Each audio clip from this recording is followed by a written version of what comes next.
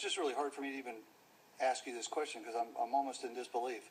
If a baby is born on a table as a result of a botched abortion, what would Planned Parenthood want to have happen to that child that's struggling for life? You're recognized. Thank you, Mr. Chairman.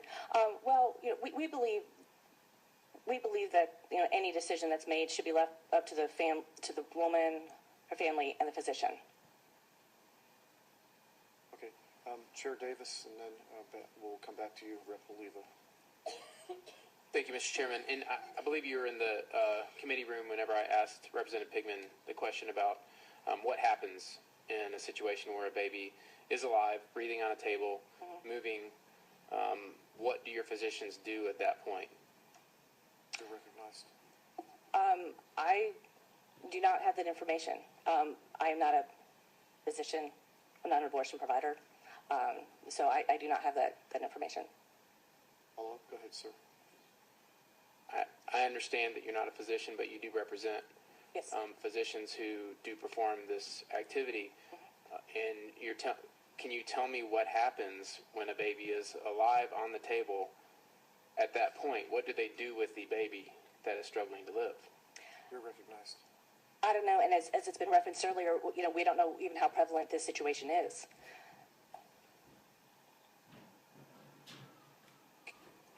I don't know how else I can get an answer, Mr. Chairman. All right, well, we'll go to Representative Oliva for his question. Thank you, Mr. Chairman. Along the same lines, you stated that that a baby born on a table as a result of a botched abortion, that decision should be left to the doctor and the family. Is that what you're saying? It should. Thank you, Mr. Chairman. That decision should be between the patient and the healthcare provider. Go ahead, sir. Thank you, Mr. Chairman. I think that at that point, the patient would be the child struggling on a table. Wouldn't you agree? You're recognized. That's a very good question. I really don't know how to answer that. I think, I would be glad to have some more, conversations with you about this. Thank you, Mr. Chairman. Representative Cleland for a question. Thank you, Mr. Chair. If the law doesn't speak to a physician's obligation in an abortion clinic setting, then what conflict do you have here? You mentioned in your testimony that the law already speaks to that, but if it doesn't in the abortion clinic setting, what issue do you have with that being codified in this bill? You're recognized. Thank you, Mr. Chairman. Okay, I'm not sure I understand your question. You can rephrase it. Thank you. From what I gathered from your testimony, physicians have an obligation already under the law to provide advanced life support to a child born alive. But if the law doesn't speak to that in an abortion clinic setting, and I think the bill sponsor, who's a physician, testified that it doesn't, then what issue would you have with that being in the current bill? You're recognized. Okay, are we talking about my reference to the federal law? I suppose so, yeah. Okay, because I just want to be clear. We support the neutrality clause that was in the Federal Born Alive Infants Protection Act of 2012, which has been addressed. Follow up, Mr. Chair. Does that address the obligation of a doctor in an abortion clinic setting to provide advanced life support to a child who was born alive in an abortion? No, the neutrality clause addresses a situation where this particular language can't be extrapolated out through other, statutes dealing with abortion. It just deals with this particular area. Okay. So, sorry. Notwithstanding that, does Planned Parenthood have an objection to a doctor being obligated to provide advanced life support in an abortion clinic setting to a child born alive? I mean, I guess you do, or you wouldn't be here, right? You're recognized. thank you, Mr. Chairman.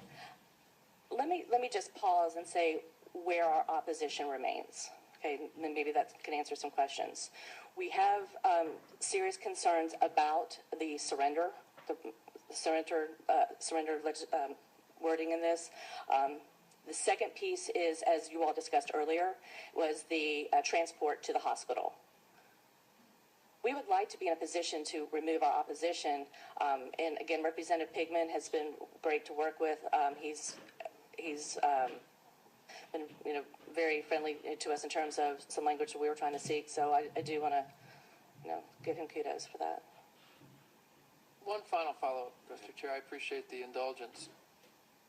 What objection could you possibly have to obligate a doctor to transport a child born alive to a hospital, where it seems to me they would be most likely to be able to survive? You're recognized. Thank you, Mr. Chairman. What about those, and I'm just speaking out loud here, what about those situations where it's in a rural healthcare setting, the hospital is 45 minutes, an hour away, that's the closest trauma center, emergency room. There's just some logistical issues involved that we've got some concerns about. Okay, thank you very much.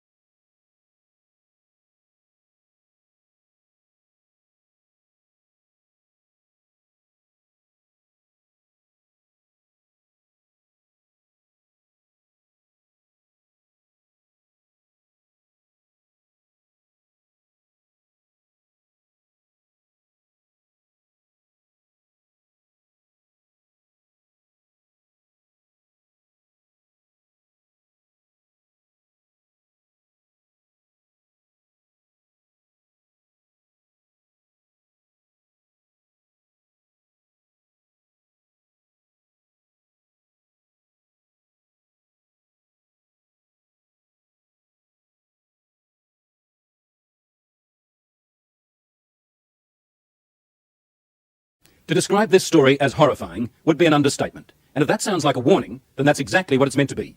It deals with the sexual abuse of children by satanic cults. And not only that, human sacrifices as well. We started investigating these secret satanic cults when a British member of Parliament linked them with the ritual murder of children. In this day and age, it sounded too far-fetched, as did suggestions that the same thing might be happening in Australia. But then we met Teresa. She's only 15, and for 12 of those years, she's been the victim of relentless depravity. Teresa's story is both shocking and compelling, yet it's a story she's anxious to tell. But again, we should warn you that parts of this report may be distressing. Friends of the family and strangers, and my family used to rape me, make me abort the babies I had. It would be hard to imagine more misery and suffering than what Teresa says she's had to endure. And us kids would be made to do things with the adults and animals, and then a sacrifice would happen. The sacrifice? Were these animal sacrifices? Animals and people. On what scale do you think this was happening? Enormous. Far beyond what we've ever heard of here before. Teresa's mother, Bridget. You're talking about mass murder? Yes. On a scale that this country's never heard of before. Like the old people's homes now, For the first time, Teresa is learning what it's like to live with love instead of fear. Pretty low. in this quiet English village, with the help of her mother, she's slowly repairing her broken life. Teresa is now 15, but at the age of 2, she was left in the care of this woman, the grandma she called Nan, and that, she says, is when her torment started. Who was the leader? Who was the boss of the gang, of the cult? At home it was my nan. Your Nan made you have sex with animals? Yeah. Like goats and donkeys. The story of Teresa is a story almost too horrible to recount. A case of child abuse that goes well beyond the kind of things we normally associate with the abuse of children. In 27 years of reporting, it has to be one of the most painful stories I've ever had to tell. How many men or how many people would have sex with you? What, at one time? Yes. About everyone who was there, which must have been about 20. You know, from 10 to 20 people. If it was a big ceremony, it used to be 30. What would your grandma be doing when these men were forcing themselves on you? Usually laughing. Or smiling. Or having sex with another man. Or other men. A chronicle of debauchery and depravity so horrific it's hard to believe. You have to ask yourself, could Teresa be just making it up? No. I know what's true and what's not.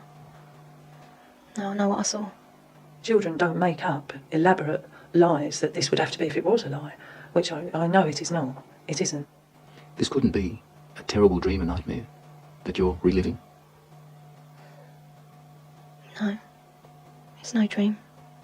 It's a nightmare, but it's not one you can wake up from. It's there all the time. This really happened, you're quite sure of that? Yeah. The police don't think Teresa made up a story. Some of the cult members are to stand trial. 5 men have been charged with rape. As for Nan, the grandmother, she's 61 and lives in this council flat in South London.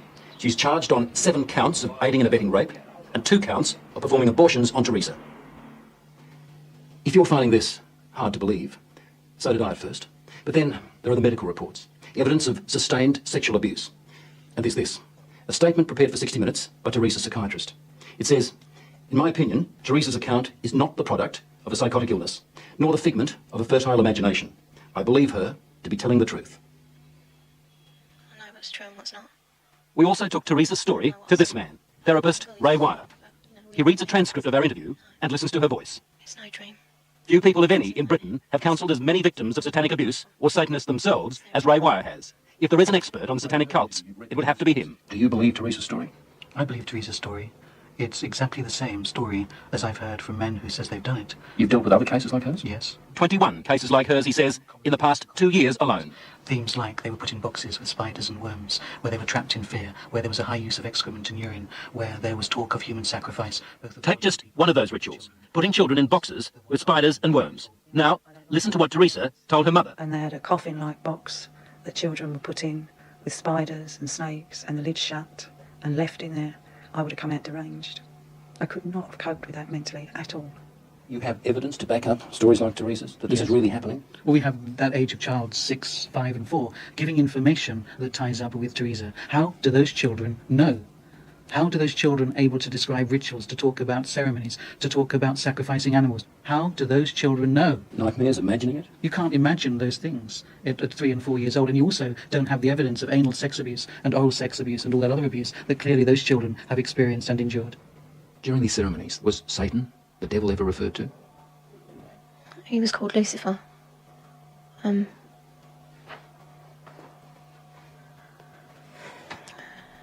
What did they say about the devil, about Lucifer? That killing the people made him happy. Sacrifices to please the devil. According to Teresa, the worst rituals took place at a house, somewhere in the country. It was big, you know, expensive. From the front, it looked like a castle. You know, it had a long drive and big double wooden doors. Do you think they were rich people then? Very rich. Now, where was this big house somewhere in the country? Teresa says she can't take the police there because the Satanists made sure she'd never know how to find it. Teresa was always drugged, or on a couple of occasions she said she was knocked out, so that she never fully knew the route. There was a tramp who was brought in once, you know, and he was killed. He was cut from his throat down to his stomach, and they ate him, or bits of him. They killed a man at a ceremony? Yeah. In front of you? Yeah, in front of all of us. Did the tramp, did this man fight back? No, I think he was you know, drunk or something. He seemed really dopey. He was laughing a lot when he was brought in. And he started screaming when they began to cut. But after a while, you know, he died. I'd seen a few killings before then. And I wasn't used to it. You know, that was the worst one. I really don't know what I thought. I suppose I thought, thank God it's not me. Let me get this right now. Are you saying that you saw more than one person killed in that house? Yeah. I've seen loads of babies killed there. Just newborn babies. Or aborted ones, which were only small. You know, 4-year-olds. Any age, really. Did they ever say they might kill you? They threatened to kill my little girl, who, when I left, was still at the house. A friend? Huh? What little girl? My little girl, Alex. She's about 4 now. You mean you had a child? Yeah. How old were you when you had that child? 11. Motherhood at the age of 11. Never talked But about it. from what Teresa told her mother, it wasn't the only pregnancy. We think about 7 or 8 times. It's hard to say. It was constantly happening from the time she was capable of being pregnant. What happened to the pregnancies, to the babies? They were aborted by my nan or by one of the doctors at the house. There were doctors there at that house? Yeah, there was 2, I think. Yeah, and a nurse. What would happen to the fetuses, the unborn babies? They used to be taken away most of the time, and one time baby was taken out of me and then killed in front of me because it was still alive. And then, what would happen? Well, after they killed it, they would eat it. But we were also made to eat it. You were made to eat your own fetus? Yeah. Who made you do this? My nan. You'd think the one person in the world you could leave a little girl with would be Grandma. Someone to give her love and protect her from harm. Yet, when Teresa was left to live with her grandmother, they might as well have handed her to the devil himself. Grandmothers, I mean, the vision, it conjures up for you. A sweet old lady, grey hair, rosy cheeks, holding her arms out to love her grandchildren. And it was exactly the reverse. But why was Teresa living with Nan in the first place and not with her mother? Well, when my first marriage broke up, I took the children with me and couldn't cope. So I gave them to their father, who in turn moved to his mother's. To Nan's place? Yeah. And when he left the Nan's place, he left the children there. How do you feel now towards her grandma and the other people who did all those things to your daughter? They disgust me. They are the worst form of life this earth has had the misfortune to create. Vile. Did you ever try to run away? You must have been frightened. A couple of times I did, but my uncle, he caught me and brought me back. Going to the police? Did that occur to you? No. I thought it was normal, you know, even though I didn't like it.